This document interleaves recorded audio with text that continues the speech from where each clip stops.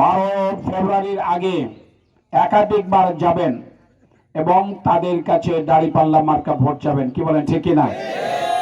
ব্যক্তি আবুল কালাম আজাদকে বিজয় নয়, আমরা এবারে বাংলাদেশের এক প্রান্ত থেকে আর এক প্রান্ত পর্যন্ত আমরা বলে দিয়েছি, এবারে ইসলামকে আমরা বিজয় করব ইনশাআল্লাহ।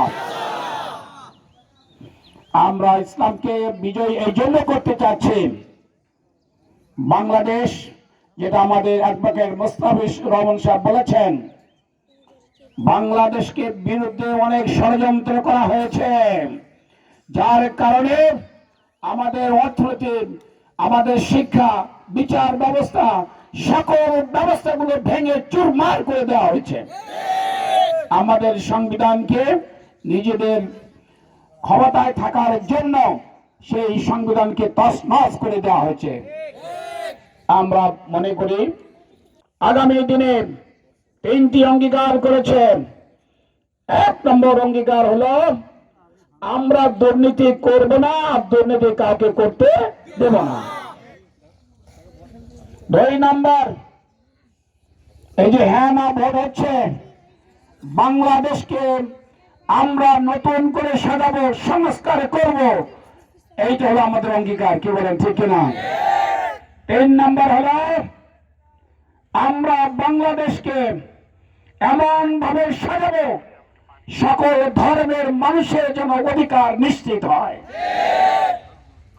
এই 3টি অঙ্গীকার আমরা করছি। এই অঙ্গীকার যদি আমরা পূরণ করতে পারি, 54 বছরের ইতিহাসে যেটা 3টি দল যারা সন্ত্রাস করেছে, জুলুম করেছে, নির্যাতন করেছে, ধর্ষণ করেছে, খুন করেছে, আইনাবারে নিয়ে বঞ্চিত নির্যাতন করছে, এগুলো আর বাংলাদেশে থাকবে না। আপনারা জানেন যে ভোট গ্রহণ অন্যান্য সময় 8টার সময় শুরু হয়, এবার শুরু হবে 7:30 যাদের সাথে আপনারা কথা বলছেন ভোট দেওয়ার জন্য, মেহরবানি করে তাদেরকে বলবেন সকালের খানা পিনা শেষ করে 7:30 আগে যেন তারা ভোট কেন্দ্রে চলে যায়, এবং আপনাদের লাইন দিতে হবে। এবং ভোটারদের নিয়ে যাওয়ার জন্য ভাইদের সাথে আপনারা যোগাযোগ করবেন, ভ্যানের ব্যবস্থা থাকবে, যাতায়াতের জন্য আমাদের ভাইরা দায়িত্ব পালন করবে।